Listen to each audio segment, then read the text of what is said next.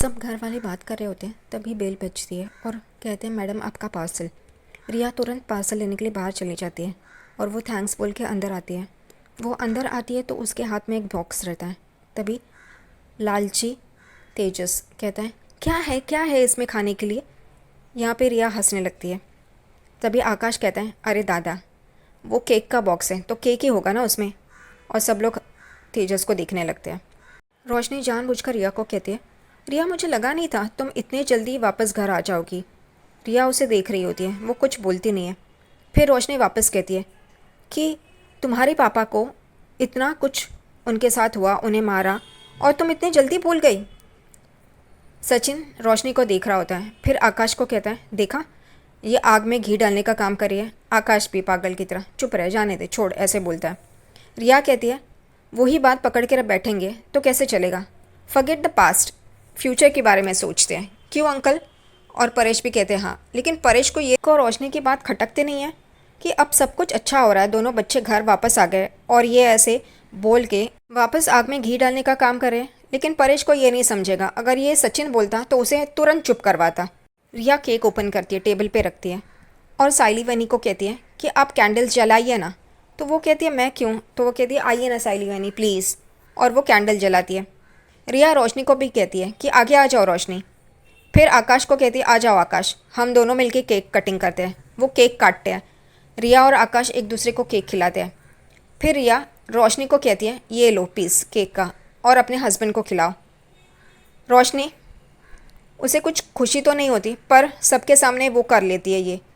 फिर रिया साइली वैनी को बोलती है लीजिए और आप अपने हस्बैंड को खिलाइए केक। साइली कहती है मैं। तो वो कहती है आइए ना वैनी, आज सब पत्नियां अपने पति को केक खिलाएंगी। और फिर साइली भी सचिन को केक खिलाती है। फिर रिया सचिन को बोलती है तुम भी आ जाओ और अपनी पत्नी को केक खिलाओ। तभी सचिन बराबर से मुद्दा बोलता है कि तुमने तो कहा था सब पत्नियां अपने पति को केक खिलाएंगी, फिर मैं इसको केक कैसे खिला सकता हूँ। तो वो कहती कोई बात नहीं, अब साइली वैनी को केक खिलाओ। फिर सचिन भी साइली को केक खिलाता है और सब लोग खुश हो जाते हैं। यहाँ पे रेणुका केक देख रही होती है और यहाँ वहाँ देख रही होती है। अब उसे तो किसी ने कहा नहीं कि भाई केक लो और खाओ या फिर खिलाओ। वो थोड़ी सी टेंस होती है। रिया फिर रेणुका को बोलती है कि आंटी आप भी अंकल को केक खिलाइए ना। फिर रेणुका भी खुश हो जाती है, केक का पीस लेती है और परेश को खिलाती है। और वैसे ही परेश भी रेणुका को केक खिलाता है। सब एक दूसरे को केक खिलाते हैं। साइली रिया को बोलती है आज तुम घर आई हो ना तो तुम्हारे मनपसंद का खाना बनाती हूँ मैं। तभी रिया कहती है नहीं आप कुछ भी नहीं करोगे, हम बाहर से ऑर्डर करेंगे, मैं फ़्रेश होके आती हूँ। वो जाती है, उसके पीछे पीछे आकाश भी रूम में चला जाता है। यहाँ पे सचिन बोलता है सही बात है और वो देख रहा होता है। सब लोग बहुत खुश होते हैं कि रिया आकाश वापस घर आ गए हैं, सिवा रोशनी के, क्योंकि उसे तकलीफ़ हो रही होती है। उसे नहीं चाहिए था कि रिया और आकाश इतने जल्दी वापस आ जाए। परेश और रेणुका भी बोलते हैं अच्छा हो गया बच्चे आ गए करके। परेश किसी काम से बाहर चला जाता है। अगले दिन सुबह अपनी डिलीवरी के फूल बैग में भर रही होती है और रेणुका पैर पसारे सोफे पे बैठी होती है और देख रही होती है। उसे बहुत गुस्सा आता है कि ये डिलीवरी के फूल फ्रिज में रखती है ये फूल वाली। वो उसे ताना भी मारती है कि सारे फल सब्जियां बाहर निकालना और यही फूल अंदर रखा कर। तभी साइली कहती है फूल ताज़ा रहेंगे इसलिए मैं रखती हूँ।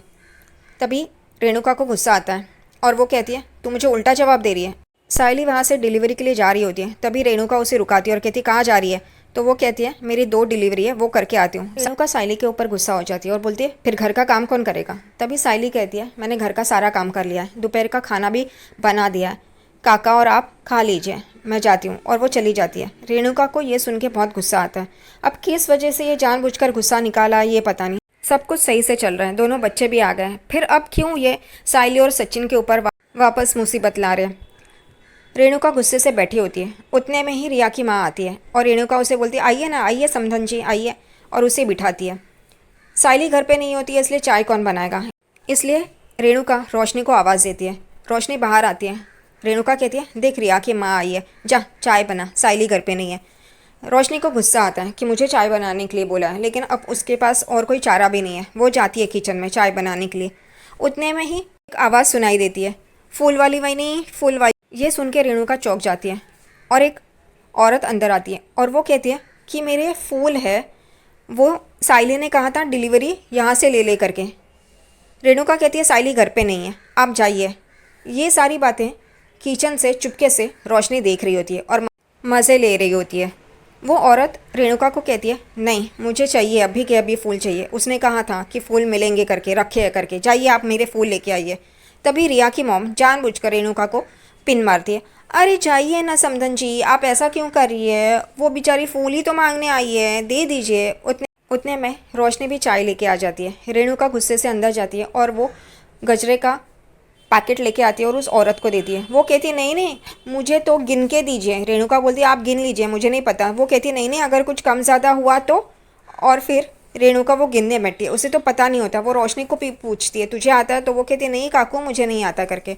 और रेणुका जैसे तैसे वो गिनती है और उस औरत को देती है और वो औरत 100 रुपये देती है। रेणुका को बड़ा गुस्सा आता है क्योंकि रिया की माँ भी उसे पिन मार रही होती है। हाँ आप तो ये अच्छा धंधा चला रही है, बहुत फ़ायदा होता है, ये वो जानबूझकर उसे चिढ़ा रही होती है। फिर वो चाय पी के वहाँ से जा रही होती है। तभी वो जानबूझकर दोबारा से पीछे आती है और रेणुका को चिढ़ाती है और कहती है, आप 200 रुपये की फूल मुझे भी दीजिए ना।